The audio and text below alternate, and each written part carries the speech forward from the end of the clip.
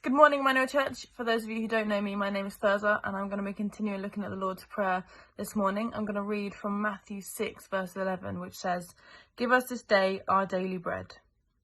Give us this day our daily bread. This is such a simple prayer to pray, but I actually feel like this is one of the most hard and difficult prayers to pray. This is Jesus encouraging us to come to him, to ask him for the things we need.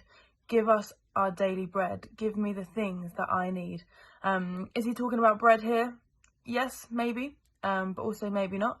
When we look in Exodus, when Moses is leading the Israelites out of Egypt, out of slavery, the Israelites start to grumble and complain. They're talking about how they used to be able to eat loads, they used to have meat, they used to have parties when they were living in Egypt, and now that they're walking through the wilderness, they've got nothing, and they're struggling with hunger. And God says to Moses, okay, I'll provide daily meat and bread for my people.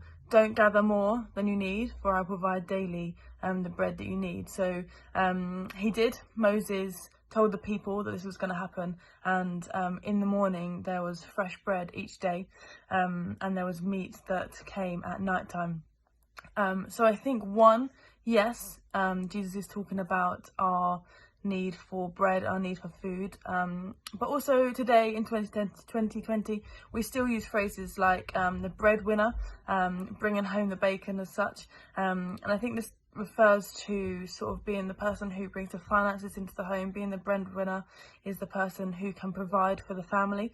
And so here when Jesus says, give us this day our daily bread, I think he's really encouraging us to come to him with the things that we need. So this could be literally, I don't have enough food, Jesus provide food, or provide money food for my family, but this might also be, Jesus, I need healing. My need today is that I am struggling with my health. It might be that I am struggling with my financial situation or my employment situation.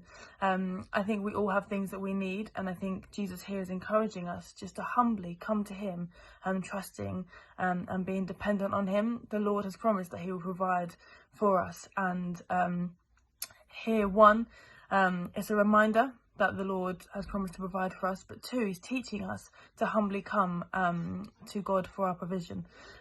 So today and in the following few days, I just encourage you just to seek God for the things that you need. Seek him when you're struggling, when you're like, I can't do this, or this is too big for me. Just remember that God has promised that he will give us our daily bread. Something as simple as bread he has promised to give us. He will not leave us forsaken.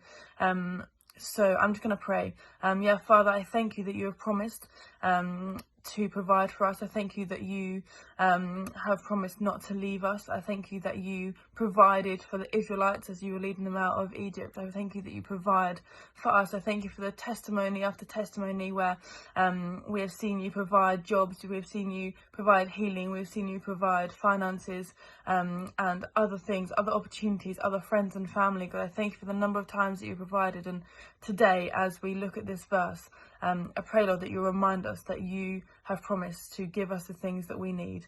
I thank you that you don't promise us riches and wealth, but I pray that you will just give us our daily bread, God. May we lift up the things that we need to you. May we remember you have promised you will do this. And I pray, Lord, that as we come in faith, that you will provide for us in this season. Amen.